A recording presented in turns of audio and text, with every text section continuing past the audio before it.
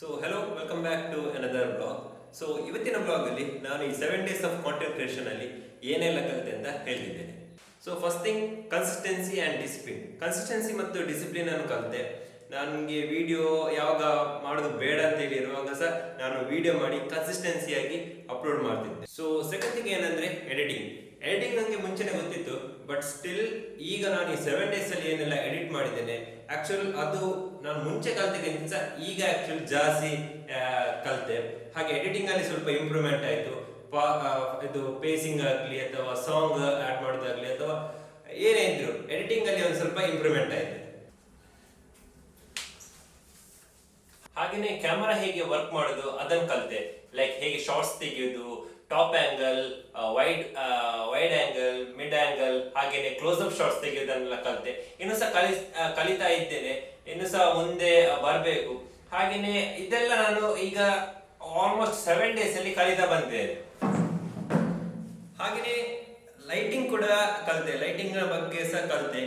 Lighting ನನಗೆ ಮುಂಚೆ ಗೊತ್ತಿರಲಿಲ್ಲ, ಹೇಗೆಲ್ಲ ಇದು ಶೂಟ್ ಮಾಡುವಾಗ ಹೇಗೆ ಲೈಟ್, ನ್ಯಾಚುರಲ್ ಲೈಟ್ ಅಲ್ಲಿ ನೀವು ಆಡಬೇಕು ಅಥವಾ ನ್ಯಾಚುರಲ್ ಲೈಟ್ ಅಲ್ಲಿ ಹೇಗೆ ಕ್ಯಾಮರಾ ವಿಡಿಯೋ ರೆಕಾರ್ಡ್ ಮಾಡುವಾಗ ಎಷ್ಟು ಚಂದಾಗಿ ವಿಡಿಯೋ ರೆಕಾರ್ಡ್ ಆಗ್ತದೆ ಅದೆಲ್ಲ ಕಲಿತೆ. ನಮ್ಮ ನ್ಯಾಚುರಲ್ ಲೈಟ್ ಆಗಲಿ ಅಥವಾ ಹೀಗೆ ಆರ್ಟಿಫಿಷಿಯಲ್ ಲೈಟ್ ಅಲ್ಲಿ ಇಟ್ಟು ಸಹ ನಾನು ವಿಡಿಯೋ ಮಾಡಿದ್ದೇನೆ.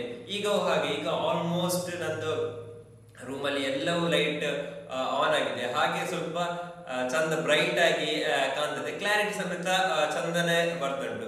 ಸೊ ಇದೆಲ್ಲ ಕಲಿಯುವಾಗ ಮೇನ್ ಲೈಫಲ್ಲಿ ಅಂತಂದ್ರೆ ಡಿಸಿಪ್ಲಿನ್ ಒಂದು ಬಂತು. ನನ್ನ ಲೈಫಲ್ಲಿ ಆಕ್ಚುಲಿ ಡಿಸಿಪ್ಲಿನ್ ಇರಲಿಲ್ಲ. ಸೊ ಈಗ ಡಿಸಿಪ್ಲಿನ್ ಒಂದು ಬಂದ ಕಾರಣ ನನ್ನ ಲೈಫ್ ಆಲ್ಮೋಸ್ಟ್ ಸೆಟ್ ಆಗ್ತಾ ಬರ್ತಾ ಉಂಟು. ಹಾಗೆ ಈ 7 days ಕಾಂಟೆಂಟ್ ಕ್ರಿಯೇಷನ್ ಅಲ್ಲಿ ಅಥವಾ 7 days documenting my life document ಮಾಡೋದ್ರಲ್ಲಿ ನಾನು ಮೇನ್ ಕಲಿತದ್ದು ಕನ್ಸಿಸ್ಟೆನ್ಸಿ ಅಂಡ್ ಡಿಸಿಪ್ಲಿನ್. ಯಾಕಂದ್ರೆ ಇದೆರಡು ನನಗೆ ಲೈಫಲ್ಲಿ ಬೇಕಿತ್ತು. ಹಾಗೆ ಇದೆರಡನ್ನು ಕಲಿತೆ. ಇನ್ನು ಸಹ ಮುಂದೆ ವಿಡಿಯೋಸ್ ಹಾಕ್ತಾ ಇರ್ತೇನೆ. ಹೀಗೇನೆ ಕನ್ಸಿಸ್ಟೆನ್ಸಿಯನ್ನು ಬ್ರೇಕ್ ಮಾಡೋದಿಲ್ಲ, ಕನ್ಸಿಸ್ಟೆನ್ಸಿ ಆಗಿ ವಿಡಿಯೋ ಹಾಕ್ತಾ ಇರ್ತೇನೆ. ಅಟ್ಲೀಸ್ಟ್ 1 or 2 minutes ವಿಡಿಯೋ ಆದ್ರೂ ಹಾಕ್ತಾ ಇರ್ತೇನೆ. ಹಾಗೆ ಡಿಸಿಪ್ಲಿನ್ ಸಹ ಲೈಫಲ್ಲಿ ಬಂದಿದೆ.